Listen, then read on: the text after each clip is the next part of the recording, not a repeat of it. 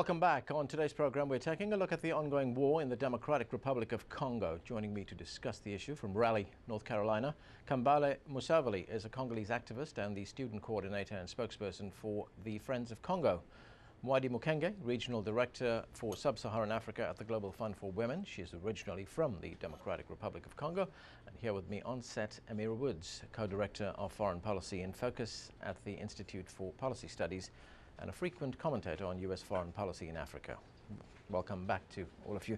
Amira, let me start with you for this part of the program. We received an SMS question from Noor in Canada, who wants to know what steps have been taken to involve the AU, the African Union, in this situation. Well, I thank Noor for this question. I think it's right on point to say, what are Africans doing within the case as dramatic as the Democratic Republic of the Congo? First, I think the AU has been involved in peace discussions and peace negotiations and also in peacekeeping with support of the UN. So the provision of troops is one.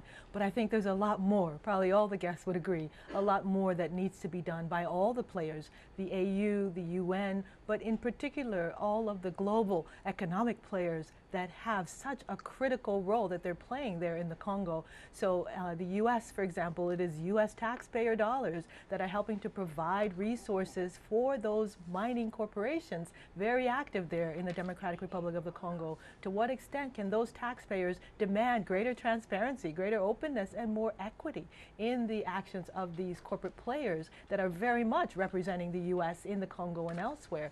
But also, I think my colleague Maudi also pointed out a critical issue. Where are the guns coming from? The guns are not being built in the Democratic Republic of the Congo. And just as the AU has to increase its critical role in stopping the guns from flowing to the continent, we also have to look to the source. Where are these guns being manufactured? To what extent can we kind of push back on the National Rifle Association in the United States and others who are really promoting the sale of both legal and illegal firearms that are actually fueling these crises? Okay, I want to get to the weapons issue in just a moment, but we have a caller on the line. This is Hassan calling from Washington, D.C. Hassan, go ahead with your question. Yes, thank you, sir. My question is, if there is any link between what's going on in Congo and what's going on in the Darfur region in Sudan, and is any Sudanese government has any rules or the Darfurian rebels to what's going on in Congo, because I know that's a similar situation, raping women, killing victims. It's the same what's going on in Darfur. So I just want to know your opinion about that issue. Okay, let me put that question to Mwadi Mukenge. Actually, I would say that the similarities would be that there is a role of natural resources in both countries, and the inequitable distribution of those resources to the local population. And we also see a similar strategy in terms of the use of rape to humiliate and to control populations.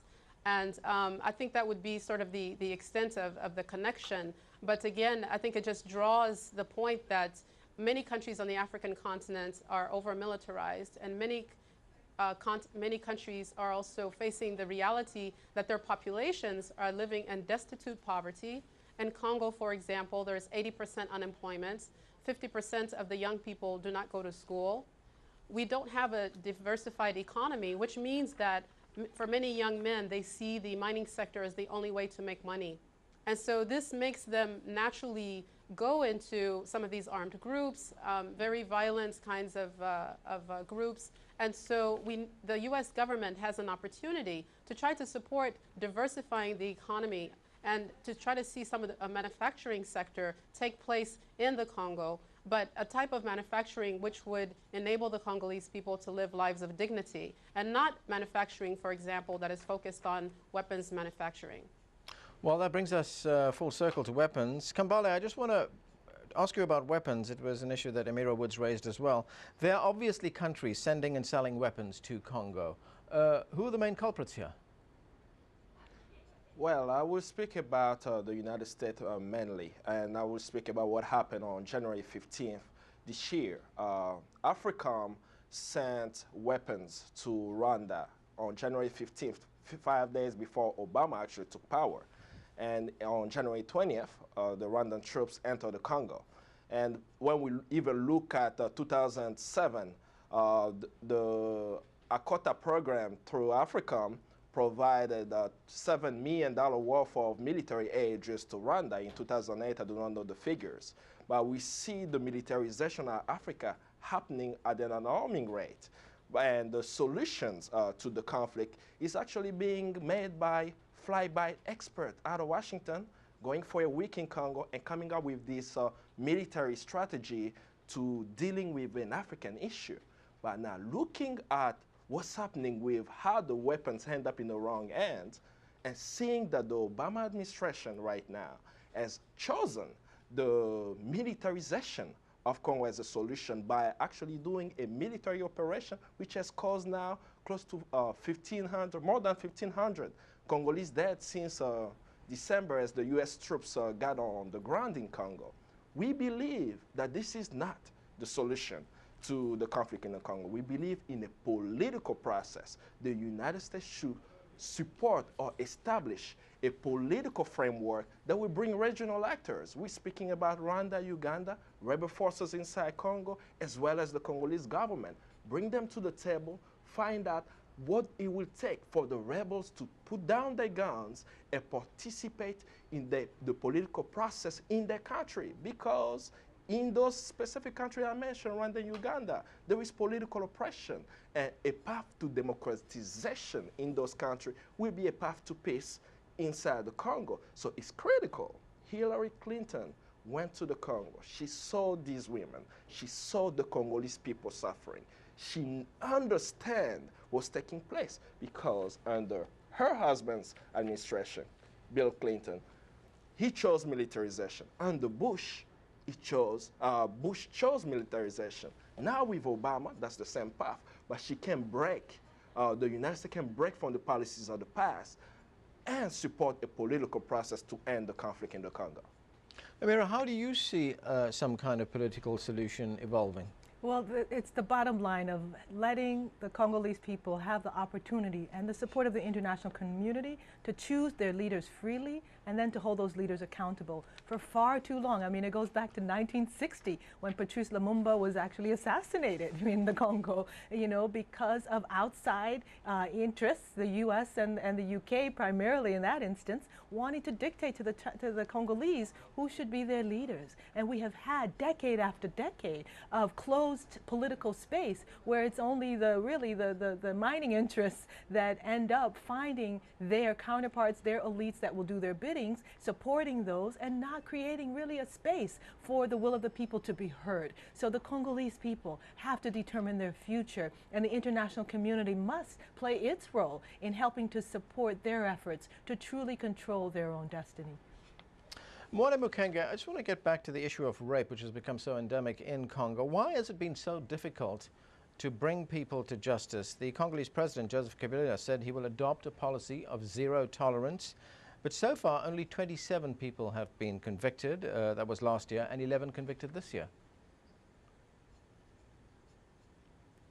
Unfortunately, there is a culture of impunity which is rampant throughout the country, not just for rape, but for other types of crimes. And definitely there needs to be reinforcement of the judicial sector. And the reason that the rapes continue, the perpetrators know that nothing will happen to them. And they see a lot of other men get away with no kind of redress and no kind of implications for what they've done. And so that kind of fuels further actions. The other thing that happens is that a lot of these rapes happen in public. It's the most atrocious things you can think of, where rapes are happening in a courtyard in the middle of a village, and it's intended to scare the entire population. And when that happens, it instills fear in people. It definitely instills fear in people. But we have to hold the Congolese government accountable as well to make sure that legal systems are restored and they actually work for all the Congolese that are experiencing these kinds of violations. And one of the things that we've been able to do at the Global Fund for Women is to support local women's organizations that are not only helping the victims of violence, but they're also advocating with the government to restore the legal system.